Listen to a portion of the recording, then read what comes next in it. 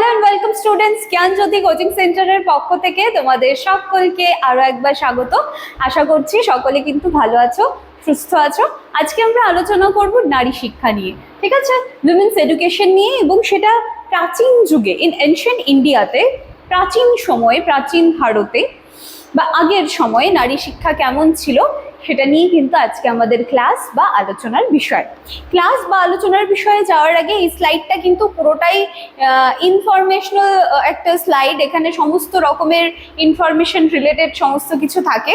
এখানে বোর্ডের কর্নারে দুটো কন্ট্যাক্ট নাম্বার দেখতে পাচ্ছ। নাম্বার দুটি হলো আমাদের জ্ঞানজ্যোতি কোচিং সেন্টারের অফিসিয়াল হেল্পলাইন নাম্বার। এছাড়াও কোর্স ফি স্ট্রাকচারও তোমরা দেখতেই পাচ্ছ। মেজর স্টুডেন্টসদেরকে পে করতে হচ্ছে 1299 টাকা এবং মাইনর স্টুডেন্টসদেরকে পে করতে হচ্ছে 699 টাকা, ঠিক আছে। এই হচ্ছে পুরো বিষয়। চলো তাহলে আর অতিরিক্ত কথায় না গিয়ে এবারে আসা যাক যে এনশিয়েন্ট ইন্ডিয়াতে উইমেন এডুকেশন কেমন ছিল। দেখো, প্রাচীন ভারতে নারী শিক্ষা অত্যন্ত সম্মানজনক এবং কি বলবো যে একটা গুরুত্বপূর্ণ স্থান অধিকার করেছিল, তাই না? বেদ ও উপনিষদের যুগে নারীরা সমাজে পুরুষদের সমান অধিকার ভোগ করতেন এবং এটা জ্ঞান, প্রজ্ঞা, আত্মোপলব্ধি এবং গৌরবময় অধ্যায় ছিল, যেটা আমাদের ভারতীয় দর্শনের যে বেস সেটাকে কিন্তু অনেক বেশি স্ট্রং করে, তাই না? এই নারীদের শিক্ষা ব্যবস্থা নিয়ে কিন্তু প্রতি যুগে যুগে নানান ধরনের আন্দোলন হয়ে এসেছে নারীদের অধিকারের জন্য, যেটা নিয়ে কিন্তু আমরা দেখতে পাচ্ছি যে প্রাচীন যুগেও এই নারীদের শিক্ষা, নারীর সাথে পুরুষের যে সমান তালে তাল মিলিয়ে চলা, এই সময়গুলো বা এই জায়গাগুলো কিন্তু বহু প্রাচীন, তাই না? জায়গাগুলো আমরা দেখে আসছি। আচ্ছা, এবারে দেখবো নারী শিক্ষার্থীদের প্রকারভেদ। যেখানে আমরা ব্রহ্মবাদিনী দেখতে পাচ্ছি যে সকল নারী জীবনব্যাপী শিক্ষা, ধর্মতত্ত্ব চর্চায় নিজেদেরকে নিয়োজিত রাখতেন জীবনব্যাপী, ঠিক আছে, সারা জীবন ধরে তারা বেদ অধ্যয়ন এবং দর্শনের গভীর তত্ত্বে কিন্তু সারা জীবন নিমগ্ন থাকতেন।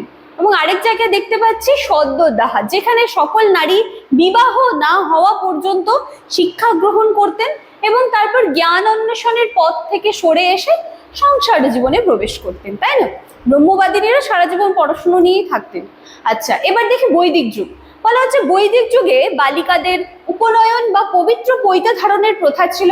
তারা গুরুগৃহে গিয়ে ছেলেদের মতোই কিন্তু তারাও বেদ পাঠ করত। যজ্ঞ বা বিভিন্ন ধরনের যে ধর্মীয় অনুষ্ঠানগুলো ছিল সেগুলোতেও কিন্তু নারীরা কি বলবো যে তাদের গুরুত্বপূর্ণ ভূমিকা তথা মর্যাদা কিন্তু ছিল। পাঠ্যক্রম কি ছিল? ধর্মতত্ত্ব নিয়ে পড়াশোনা করানো হতো, যার মধ্যে বেদ, উপনিষদ, বিভিন্ন প্রাচীন ধর্মগ্রন্থগুলো চলে আসছে।